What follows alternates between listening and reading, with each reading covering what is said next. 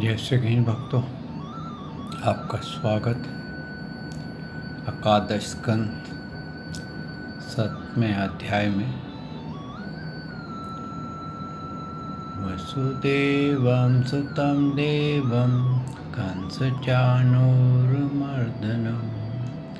देवकी परमानंदं श्रीकृष्ण वंदे जगद्गुरु।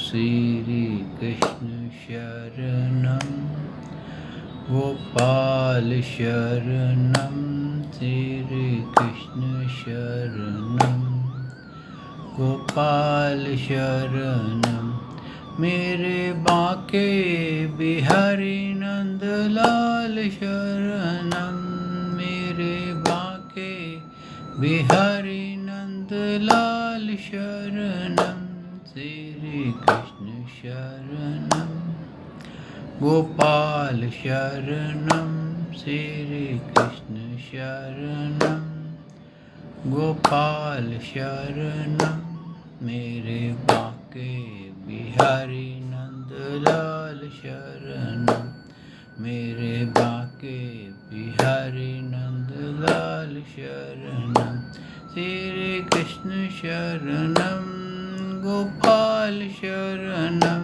श्री कृष्ण शरणं गोपाल शरणं मेरे बांके बिहारी नंदलाल शरणं मेरे बांके बिहारी नंदलाल शरणं श्री कृष्ण शरणं गोपाल शरणं श्री कृष्ण शरणं गोपाल शरणं मेरे बांके बिहारी नंदलाल शरणं मेरे बांके बिहारी नंदलाल शरणं। बोल भगवान श्री कृष्ण की जय, श्री नंद के लाला की जय, श्री देवकी नंदन श्री कृष्ण की जय, श्री द्वारकाधीश भगवान श्री कृष्ण की जय। बोल देवदेव पूर्ण ब्रह्म भगवान श्री कृष्ण की सदा ही जय। जय श्री कृष्ण भक्तों, आपका स्वागत है। भक्तों, हमने श्रवण किया कि देवता और लोगों ने भगवान से प्रार्थना की कि आप अपने धाम चलिए, क्योंकि ऊपर का अनुशासन बिगड़ गया है।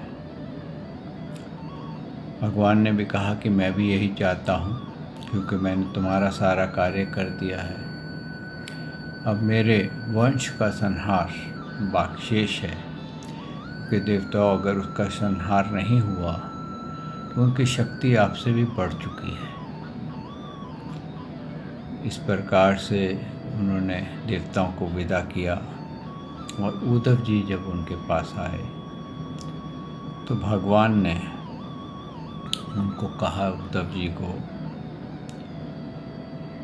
कि तुम यहीं रहोगे। क्योंकि उद्धव जी ने चाहा कि प्रभु आप भी मुझे अपने साथ ले चलिए। तो भगवान ने वो यही निर्णय किया कि कोई ऐसा ज्ञानी पुरुष, बल्कि भगवान तो ये कहते थे कि मेरे तरह का ही ज्ञानी पुरुष, इतना उसको ज्ञान दे दिया था कि भगवान ने ज्ञान में उसको बहुत उच्च कोटि का विद्वान बना दिया था। और वो चाहते थे कि ये यहाँ रह कर के भागवत धर्म का प्रचार करे, ताकि कलयुग आने वाले हैं और उसमें जो जीव हैं वो प्रायः अधर्मी हो जाएगा, धर्म बढ़ जाएगा और जो सत्य मोक्ष मार्ग है वो अलोप हो जाएगा। लोगों का मन माना धर्म चलने लग जाएगा, उसी को मोक्ष मार्ग बना करके लोग उसमें भटकेंगे और समझ नहीं पाएंगे कि मोक्ष क्या है। कोई स्वर्ग को ही मोक्ष बता देगा, कोई किसी को ही मोक्ष बता देगा। तो हर कोई अपने अपने मत और ज्ञान के मुताबिक धर्म का प्रचार करेगा। और ये कहा कि इतने धर्म हो जाएंगे कि मानव भटकने लग जाएगा। तो प्रभु की इच्छा ये थी कि कोई सत्य धर्म बताने वाला मेरे जाने के बाद इस पृथ्वी लोक में रहे। इस प्रकार से उन्होंने बताया कि उद्धव, ये जितने भी जिसके कारण तुम विचलित हो रहे हो, ये सब एक मायावी स्वप्न है। तुम एक स्वप्न की तरह देख रहे हो और मैं भी तुम्हें स्वप्न में ही मिला हूँ, क्योंकि मैं मिला और चला गया। लेकिन अगर तुम आत्म तत्व को जान जाओगे, आत्मा को जान जाओगे, तो तुम्हें मुझसे बिछड़ने का कोई सवाल ही नहीं पैदा होता। फिर तुम ये देख सकोगे कि तुम और मैं एक ही हैं, तुम मुझ में हो। और जब तुम मुझे अपने समक्ष पाओगे, अपने आप को मुझ में देखोगे, तो फिर दुख की क्या बात है। बाकी रहा ये तुम्हारे स्त्री, बच्चे, रिश्तेदार, ये सब मायावी है। और ये भी तुम इनको भी देख सकते हो कि ये भी तुम्हारे ही अंदर ही कल्पित है, तुम्हारे मन के ही बंधन है कि ये मेरा बच्चा है, ये मेरा बड़ा पत्नी है, ये मेरा भाई है, पिता है। क्यों कि जो चीज़ नाशवान होती है, जो छूटने वाली होती है, जो सदा रहने वाली नहीं होती है, उसकी कोई सत्ता नहीं होती है।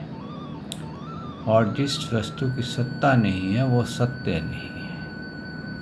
और यही उन्होंने समझाया उद्धव जी को, तुम वैराग्य से, ज्ञान वैराग्य भक्ति से करते हुए मेरे को देखो और यहीं पर ही वास करो। इस प्रकार भगवान के वचन सुन करके उद्धव जी ने प्रार्थना की। आइए भक्तों, यहाँ भागवत को आरंभ करते हैं।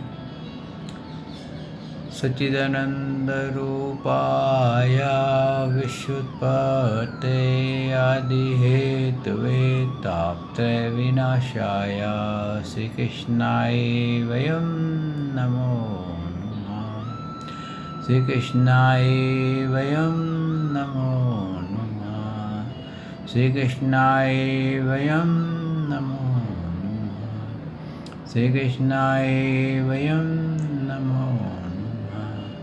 श्री कृष्णाय वयं नमो नमः। बोल भगवान श्री कृष्ण महाराज की सदा ही जय। जय श्री कृष्ण भक्तों, भगवान के वचन सुन करके राजा परीक्षित, सुखदेव जी ने कहा, परीक्षित, जब भगवान श्री कृष्ण ने इस प्रकार आदेश दिया, तब भगवान के परम प्रेमी उद्धव जी ने उन्हें प्रणाम करके तत्व ज्ञान की प्राप्ति की इच्छा से यह प्रश्न किया। उद्धव जी ने कहा, भगवान, आप ही समस्त योगियों की गुप्त पूंजी, योग के कारण और योगेश्वर हैं। आप ही समस्त योगों के आधार, उनके कारण और योग स्वरूप भी हैं। आप मेरे परम कल्याण के लिए इस संन्यास रूप त्याग का उपदेश कीजिए। देखिए, उन्होंने क्या कहा कि सब योगों के योगेश्वर, आप देवों के देव हैं, पूर्ण ब्रह्म हैं, और आपके अतिरिक्त मुझे इस संसार से वैराग्य नहीं दिला सकता। भक्तों, ये बात बिल्कुल सत्य है। जब तक मानव एकनिष्ठ होकर के भगवान श्री कृष्ण की शरण न चला जाए, तो उसको संसार सागर से वैराग्य नहीं मिलता। उसको काम, क्रोध, लोभ, मोह, अहंकार, मत्सर से छुटकारा नहीं मिलता। क्यों कि होता क्या है, आप जिसकी भी पूजा करेंगे, जिसको भी अपना गुरु मानेंगे, उसकी जो क्वालिटीज़ होंगी, जो उसकी एनर्जी होंगी, वो आप के अंदर वो आ जाएंगी। अब आप जितने भी अपने आसपास देखें, तो सिर्फ एक भगवान श्री कृष्ण है जो तीनों गुणों के परे हैं। कोई भी देवी देवता गुणों से परे नहीं है। कोई भी काम क्रोध लोभ मोह अहंकार से मुक्त नहीं है। जब हम जिसकी पूजा करते हैं, अगर उसके अंदर 3 गुणों के अधीन है वो, तो नेचुरली हम तो ऑलरेडी 3 गुणों के अधीन हैं, तो हमारे अंदर वो गुण का पावर ज़्यादा होगी। हमारे अंदर काम क्रोध लोभ मोह अहंकार मत्सर तृष्णाएँ इच्छाएं ज़्यादा उत्पन्न होगी। क्यों कि आप कभी भी अपने आप में ये ट्राई करके देख लीजिए। आप किसी बहुत बड़े झगड़ालू को चिंतन करिए और हर वक्त उसका चिंतन करते रहिए, तो आप क्या देखेंगे कि जो उसकी क्वालिटीज़ है ना, वो आपके अंदर इमर्ज होनी शुरू हो जाएंगी, आनी शुरू हो जाएंगी। ऐसे ही आप किसी बहुत बड़े सन्यासी का चिंतन कीजिए, बहुत शांत है, बहुत प्रसन्न रहता है, तो आप रियलाइज़ करेंगे कि आपके अंदर भी शांति और आनंद आने लग जाएगा। भक्तों, ये नेचुरल होता है। इसीलिए मोक्ष के लिए क्या कहा है, गीता में भी कहा है, भागवत में भी कहा है, और यहाँ उद्धव जी भी यही कह रहे हैं कि मेरे को पूर्ण वैराग्य, पूर्ण ज्ञान और पूर्ण भक्ति आपके अतिरिक्त, श्री कृष्ण आपके अतिरिक्त कोई नहीं दे सकता। क्योंकि आप योगों के योगेश्वर हैं, जो योग करते हैं, जो ध्यान करते हैं, उनके भी आप स्वामी हैं। देवताओं के भी आप स्वामी हैं, प्रकृति के भी आप स्वामी हैं, और हर किसी के आप आदि कारण हैं। तो आप ही मुझे इस संसार सागर से पार जाने का मार्ग दिखाइए। आगे क्या कहते हैं उद्धव जी? परंतु अनंत, जो लोग विषयों के चिंतन और सेवन में घुल मिल गए हैं, विषय आत्मा हो गए हैं, उनके लिए विषय भोग और कामना का त्याग अत्यंत कठिन है। सरस्वरूप, उनमें भी जो लोग आपसे विमुख हैं, उनके लिए तो इस प्रकार का त्याग सर्वथा असंभव ही है, ऐसा मेरा निश्चय है। यहाँ पर क्या है, जो भगवान श्री कृष्ण के अतिरिक्त और जगह पर जाते हैं, तो उनको मोक्ष मार्ग नहीं मिलता है, क्योंकि मोक्ष का द्वार केवल एक ही है और एक ही श्री कृष्ण है। उनका कोई डुप्लीकेट भी नहीं है और उनके बराबर भी कोई नहीं है। इसलिए हर तरह से आप मानव को अगर मोक्ष चाहिए, तो उसकी श्री कृष्ण की शरण में ही आना पड़ेगा। और जब वो श्री कृष्ण की शरण में आएगा, तो उसके अंदर ऑटोमेटिक भक्ति, ज्ञान, वैराग्य जागृत हो जाएंगे और वो समझने लग जाएगा कि ये मृत्यु के पर्यंत जो मेरा परिवार, मैं, मेरा राग द्वेष जिसके लिए मैं कर रहा हूँ, मेरा धन दौलत, मेरा यहाँ तक कि जो शरीर मेरे पास है, ये इसका भी बाल भी मैं नहीं लेके जा सकता। अब उसको आत्म तत्व का ज्ञान आरंभ हो जाएगा। भगवान इसीलिए कहते हैं, जो मेरी भक्ति करता है उसको मैं आत्म तत्व का ज्ञान देता हूँ, जो कि कोई बाहर से नहीं लिया जा सकता, सिर्फ वो सेल्फ रियलाइजेशन कर सकता है। आगे उन्होंने क्या कहा है उद्धव जी ने? प्रभु, मैं भी ऐसा ही हूँ। मेरी मति इतनी मूढ़ हो गई है कि यह मैं हूँ, यह मेरा है। इस भाव से मैं आपके माया खेल देह और देह के संबंधी स्त्री पुत्र धन आदि में डूबा हुआ हूँ। देखिए, उद्धव जी इतने ज्ञानी थे,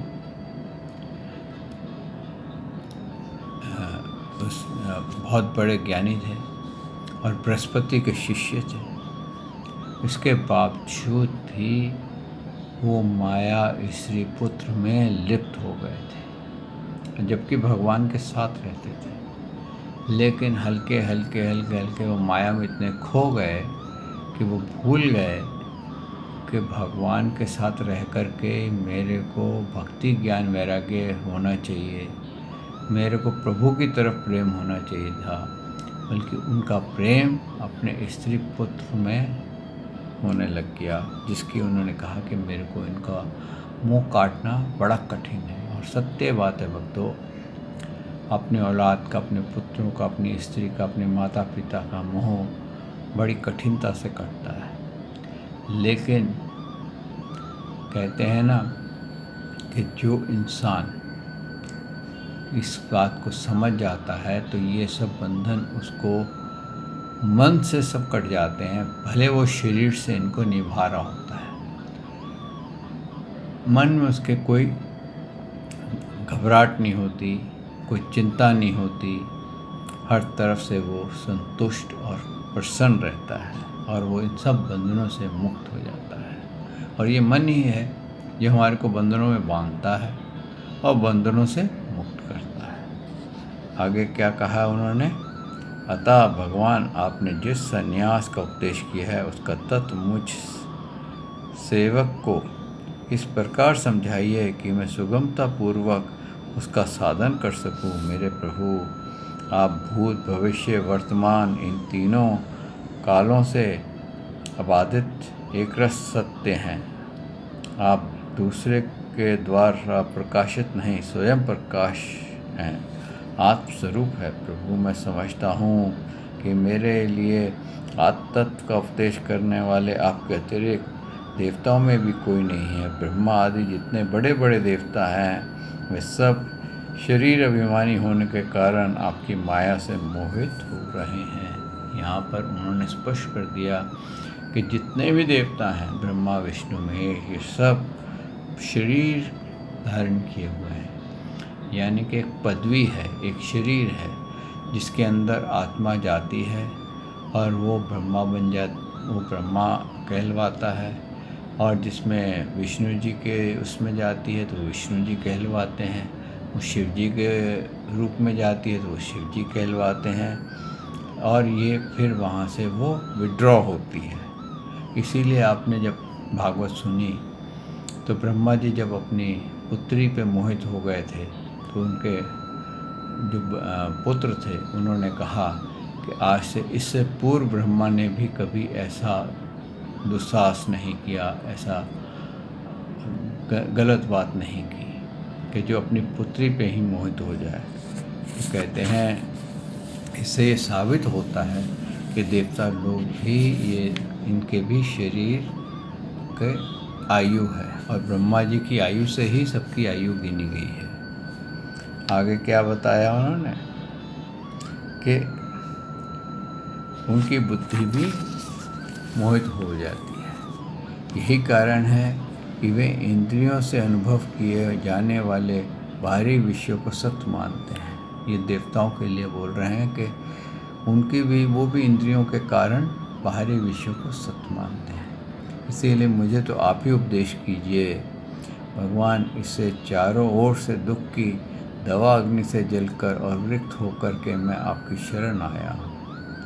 आप निर्दोष, देश काल और अपरिच्छिन्न, सर्वज्ञ, सर्वशक्तिमान और अविनाशी, अपने परम धाम के निवासी एवं नरक के नित्य क्षमा करें, निवासी एवं नर के नित्य सखा नारायण है।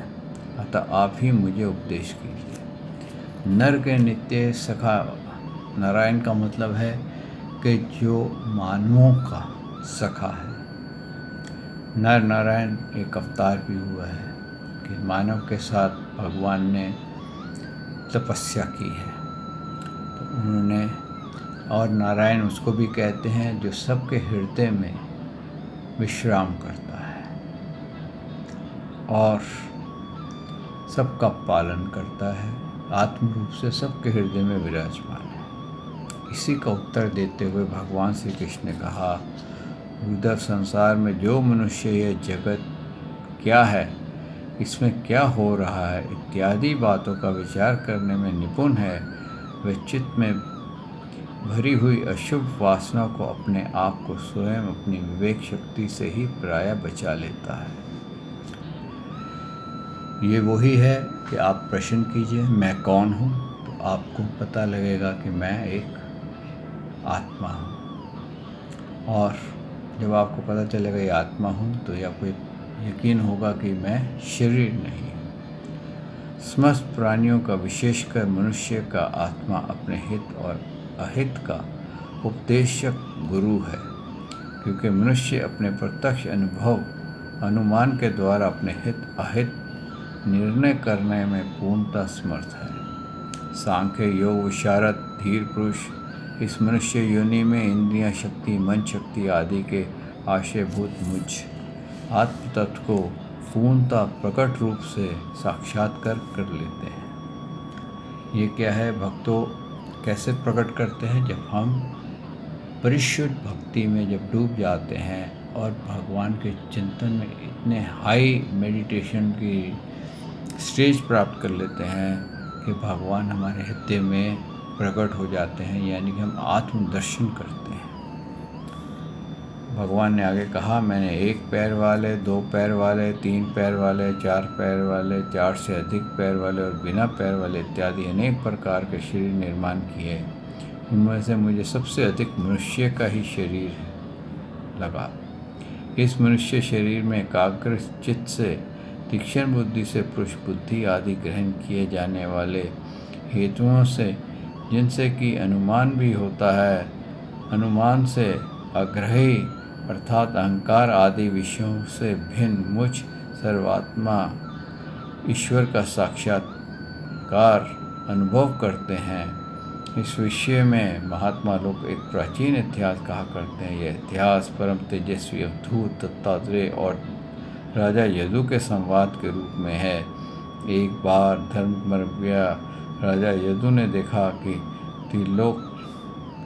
त्रिकालदर्शी तरुण अवधूत ब्राह्मण निर्भय विचर रहे थे। तब उन्होंने उनसे यह प्रश्न किया। क्या है भक्तों, ये जो हमारे को बाकी जितनी भी योनियां हैं, देवता की है, पशु पक्षियों की है या जिसकी भी है, किसी भी योनि के अंदर भगवान ने मोक्ष मार्ग खोलने का कार्य नहीं दिया, सबको एक क्रम में लगा दिया।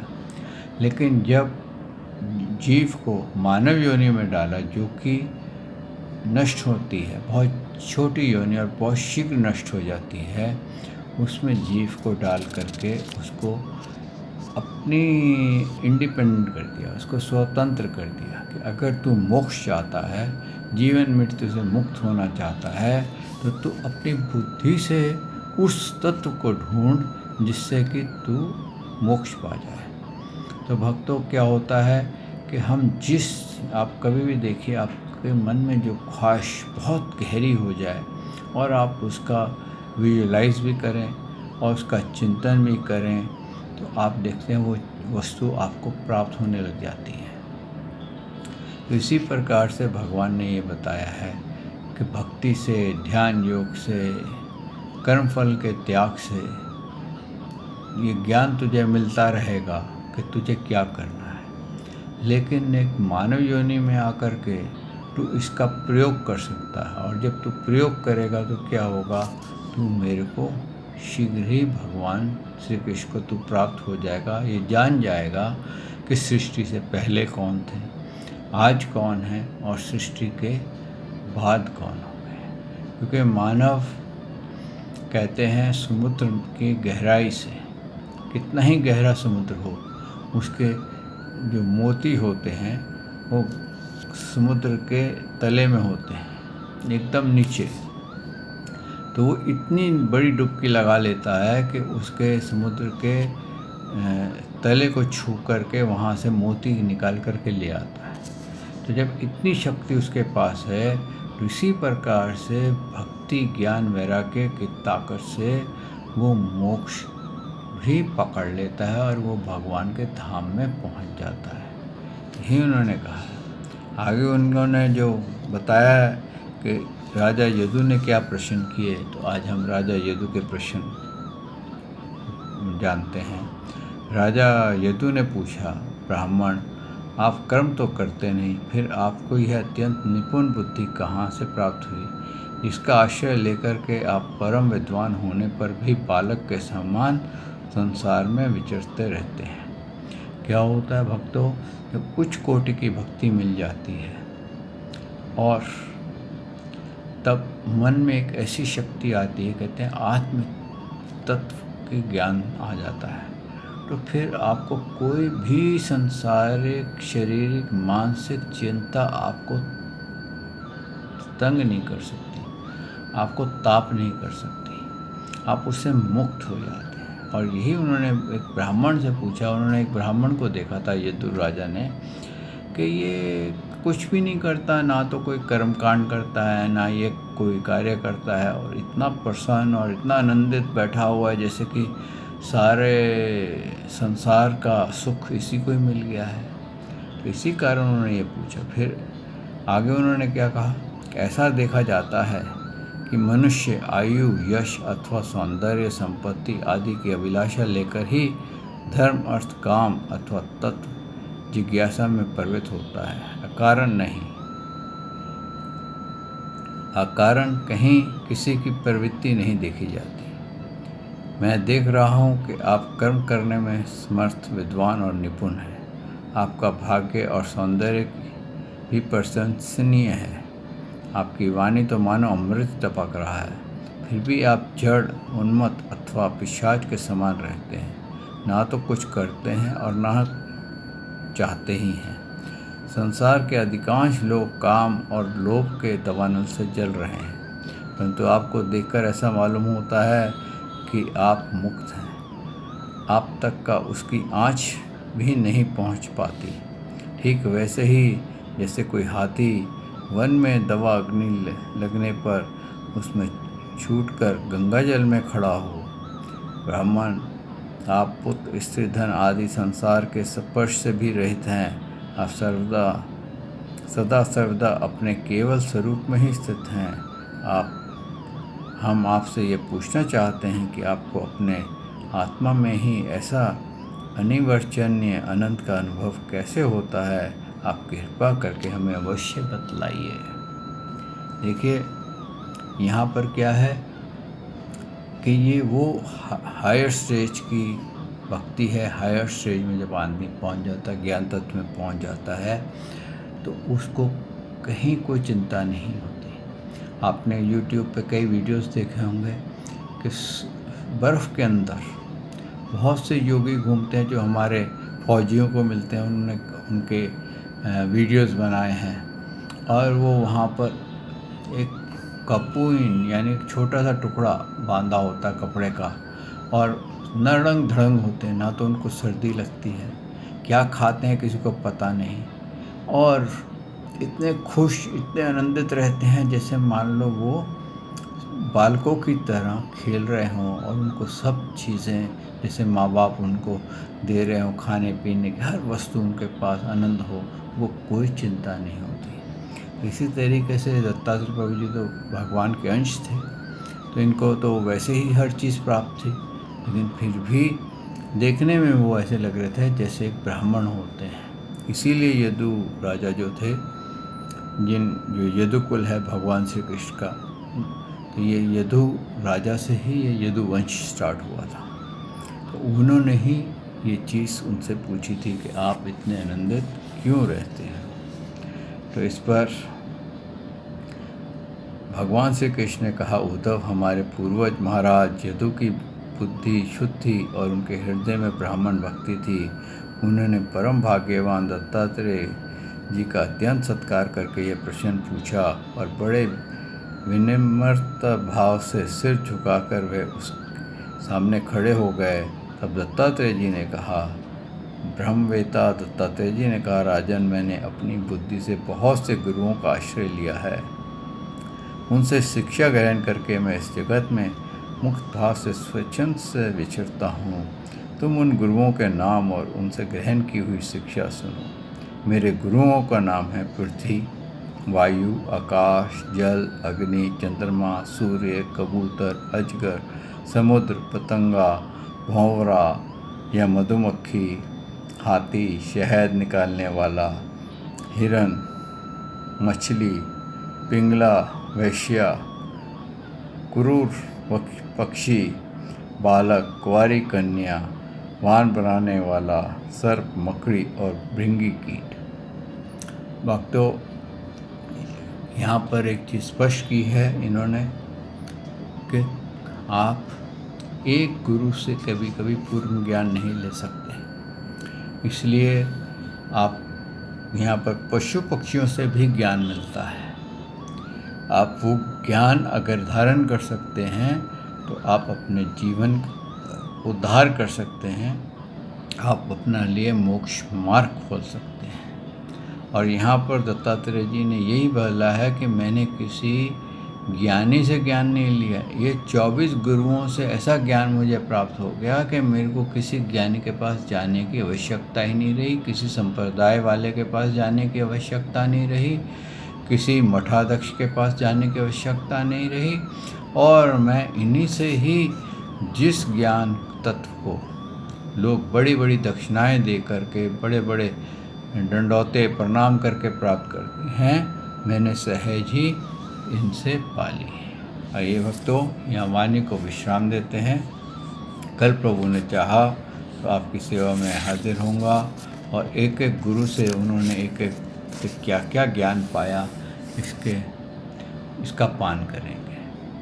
श्री कृष्ण शरणम गोपाल शरणम, श्री कृष्ण शरणम गोपाल शरणम, मेरे बांके बिहारी नंदलाल शरणम, मेरे बांके बिहारी नंदलाल शरणम, श्री कृष्ण शरणम गोपाल शरणम, श्री कृष्ण शरणम गोपाल शरणम, मेरे बांके बिहारी नंदलाल शरणम, मेरे बांके बिहारी नंदलाल शरणम।